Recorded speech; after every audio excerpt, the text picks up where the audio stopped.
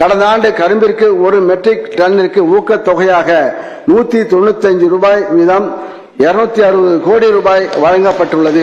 விளைபொருளுக்கு உரிய விலை கிடைத்திட ஏதுவாக உழவர் சந்தைகள், மின்னணு சந்தைகள், ஒழுங்குமுறை விற்பனை கூடங்கள் ஆகியவை செயல்படுகின்றன. இதனால் வேளாண் பெருங்குடி மக்களின் விளைபொருட்களுக்கு நல்ல விலை அளிக்கப்பட்டு அவர்களுக்கான வாய்ப்புகள் மேன்மேலும் வலுப்படுத்தப்பட்டு வருகின்றன என்பதையும் பெருமையுடன் தெரிவித்துக் கொள்கிறேன். பயிர் சாகுபடியில் இடுபொருளுக்கான செலவினத்தை விட வேளாண் பணிகளுக்கான ஊதியம் தற்போது அதிகமாக உள்ளது. இதனை எதிர்கொள்ள வேளாண் பணிகளுக்கு தேவையான அனைத்து வகையான வேளாண் இயந்திரங்களும் கருவிகளும் விவசாயிகளுக்கு மானிய விலையில் வழங்கப்பட்டு வருகின்றன.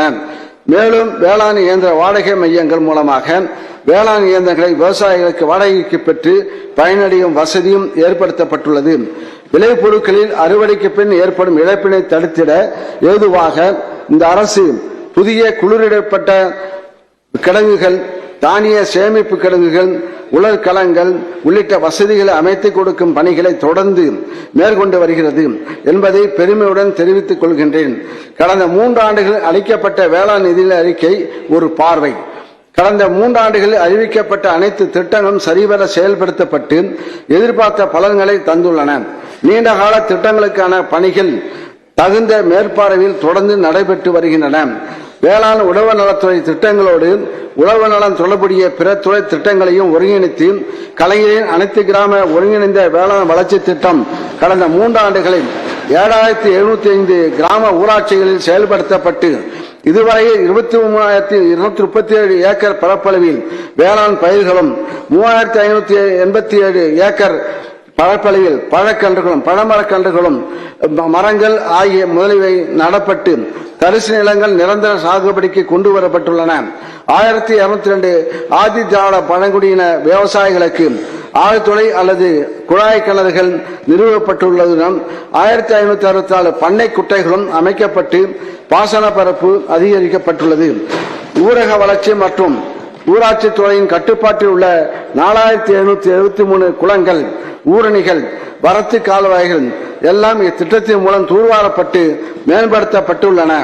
எளியோரையும் ஏற்றமடைய செய்ய வேண்டும் என்ற நோக்கில் ஆதி திராவிடர் பழங்குடியின சிறு குறு விவசாயிகளுக்கு வேளாண் இயந்திரங்கள், பசுமை குடில், ஒருங்கிணைந்த பண்ணையம் போன்ற உயர் மதிப்பு திட்டங்களுக்கு 20% கூடுதல் மானியம் வழங்கும் திட்டம் 2022-23 ஆண்டு அறிவிக்கப்பட்டது.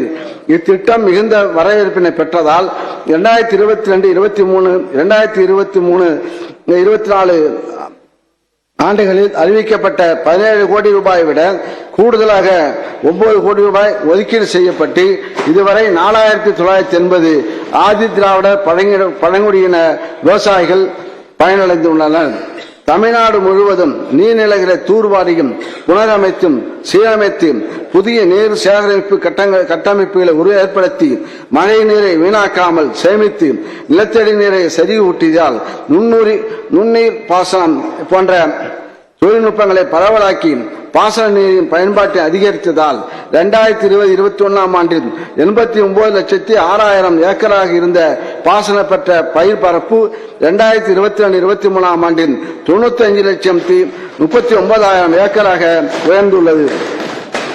பேரவைத் தலைவர் அவர்களே, கடந்த 3 ஆண்டுகளில் அளிக்கப்பட்ட வேளாண் நிதி அறிக்கைகளானவை பாலன், மீலி, மரவோன், திறவோன் போன்று தவழ்ந்து நடந்து ஓடி விளையாடி நம்மை மகிழ்வித்தன. இந்த 4ஆம் வேளாண் நிதி அறிக்கையானது புத்தெம்பு கொண்டு பொலிவுடன் கூடிய தாவி குதிக்கும் குழந்தையாக உள்ளது என்பதை பெருமிதத்துடன் தெரிவித்துக் கொள்கின்றேன்.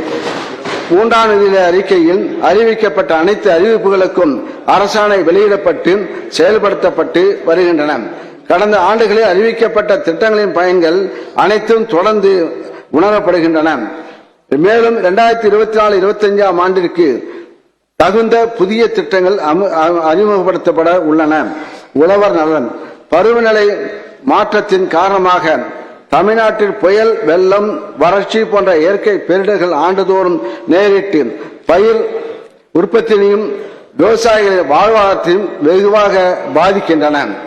இத்தகைய இயற்கை இடர்பாடுகளால் ஏற்படும் வருவாய் இழப்பிலிருந்து விவசாயிகளின் வாழ்வாதாரத்தை காத்திட 25 லட்சம் விவசாயிகளுக்கு பயிர் காப்பீட்டு இழப்பீட்டு தொகையாக இந்த அரசு பொறுப்பேற்றது முதல் இதுவரையில் 4436 கோடி ரூபாய் வழங்கப்பட்டுள்ளது.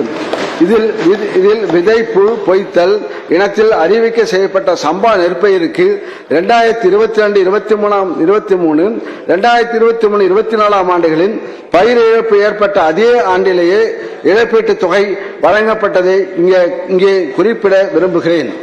தமிழ்நாட்டில் கடந்த 2022-23 ஆண்டில் தென்மேற்கு பருவமழை காலத்தில் பெய்த கனமழை, மாண்டஸ் புயல், வடகிழக்கு பருவமழை காலத்தில் பெய்த கனமழை, பருவந்தவறி பெய்த மழை, வறட்சி கடந்த மார்ச் 2023 பெய்த ஆலங்கட்டி மழை ஆகிய இயற்கை பேரிடர்களால் ஏற்பட்ட பயிர் சேதத்திற்கு 380 கோடியே 40 லட்சம் ரூபாய் நிவாரணத் தொகை 4,50,000 விவசாயிகளுக்கு மாநில பேரிடர் நிவாரண நிதியிலிருந்து வழங்கப்பட்டுள்ளது.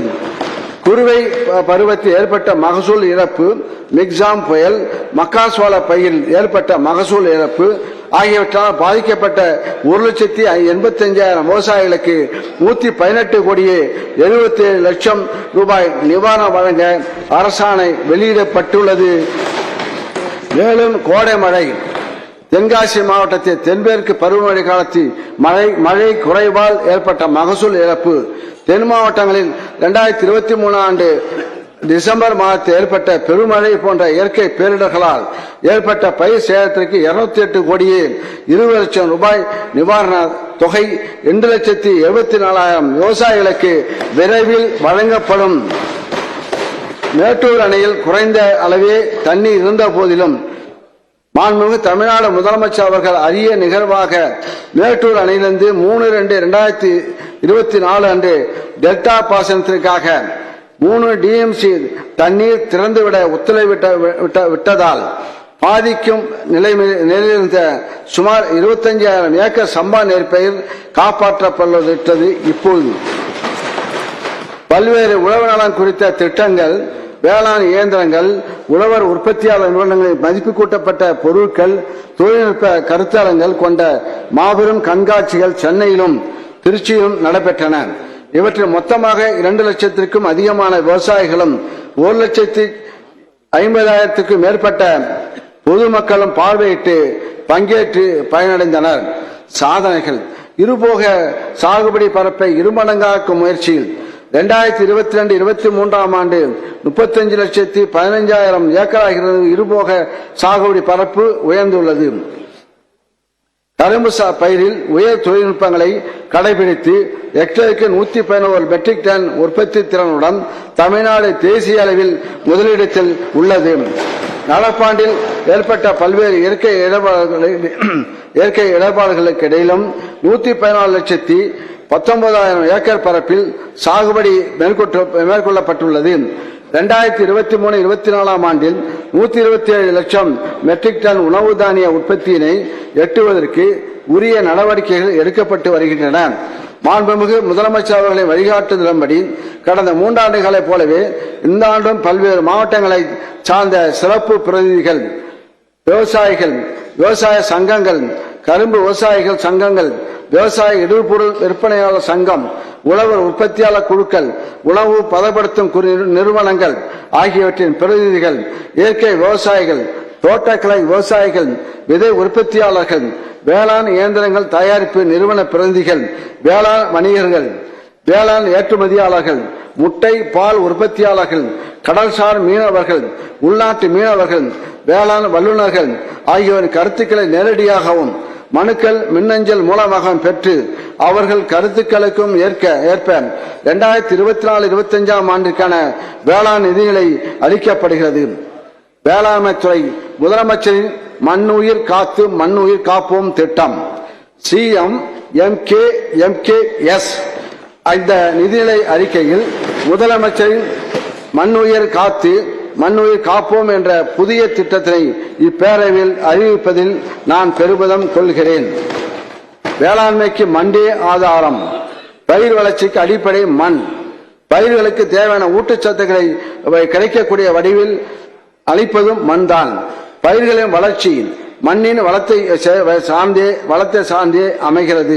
இதைத்தான் சாரல் சிறுகோட்டு பெரும்பழம் தூங்கியாங்கு என்னும் குறுந்தொகை பாடல் மண்வளம் செழிப்பாக இருந்தால்தான் மரங்களில் பெரிய பலாப்பழங்கள் காய்த்து தொங்கின என்று கூறியுள்ளது.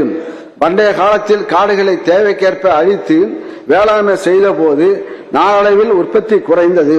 அது மண்வளம் குன்றியதால் ஏற்பட்டதை என்பதை உணர்ந்து நம் மூத்த குடிகள் வேறு இடங்களுக்கு இடம்பெயர்ந்து வேளாண்மை செய்தனர் என்பதை அறிய முடிகிறது. பின்னர் எரு மூலம் மண் வளத்தை கூட்டலாம் என்பதை கவை கதிர் வரகின் அவைப்புறு வாக்கல் தாதெரு மருகில் போதொடு பொதுவிலிய என்று புறநானூறு கூறுவதிலிருந்து அறியலாம். தற்போதுள்ள தொழில்முறை வேளாண்மையில் ஒரே பயிரை தொடர்ந்து சாகுபடி செய்வதாலும் மண்ணிலிருந்து சத்துக்களை அதிகம் உறிஞ்சும் பயிர்களை சாகுபடி செய்வதாலும் மண்ணின் வளம் குறைந்து கொண்டே வருகிறது. இது தவிர உற்பத்தி அதிகரிப்பிற்கென அதிக அளவில் ரசாயன உரங்கள், களைக்கொல்லிகள், பூச்சிக்கொல்லிகள் போன்றவற்றை பயன்படுத்துவதால் மண்ணில் உள்ள நுண்ணீர்கள் எண்ணிக்கை குறைந்து மண் வளமும் நலமும் குன்றியுள்ளன. நிலங்கள் பாழ்பட்டு அதிக அளவில் கலர் உவர் அமில நிலங்களாக மாறியுள்ளன.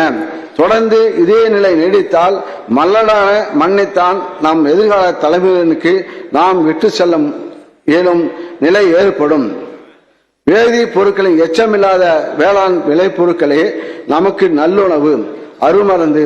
நல்ல உணவே உடல் நலம் காக்கும், அதுவே மக்களுக்கு நல்வாழ்வு தரும் என்பதால் மாண்புமிகு தமிழ்நாடு முதலமைச்சர் அவர்கள் மண்வளத்தை பேணி காக்கவும் மக்கள் நலன் காக்கும் விதமான உயிர்ம வேளாண்மை போன்ற அனைத்து வேளாண் செய்முறைகளையும் ஊக்கப்படுத்திடவும் பெரும் திட்டம் ஒன்றை தீட்ட பணித்தார்கள். இதுக்கென முதலமைச்சரின் மண்ணுயிர் காப்போம் திட்டம் என்ற புதிய திட்டம் 2024-25 ஆண்டில் 22 இனங்களுடன் 206 கோடி ரூபாய் நிதியில் செயல்படுத்தப்படும்.